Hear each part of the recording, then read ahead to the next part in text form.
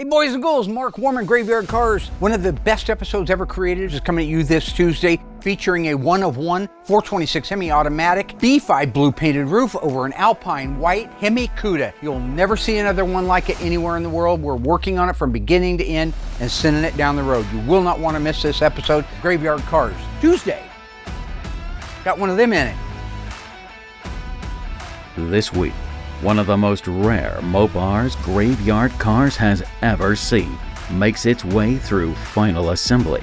A two-tone EW1 Alpine White Hemi Cuda with a B5 blue painted roof and a contentious past. I don't see any indication it was ever a race car. Alyssa and Dylan reunite to help install the Hemi exhaust. It feels like a full circle moment. I was around and babysat him and Brody when they were little. And hopefully keep Mark in check. Oh, sweet. All right. See this long-awaited Hemi Cuda finally show its true colors on this week's episode of Graveyard Carz.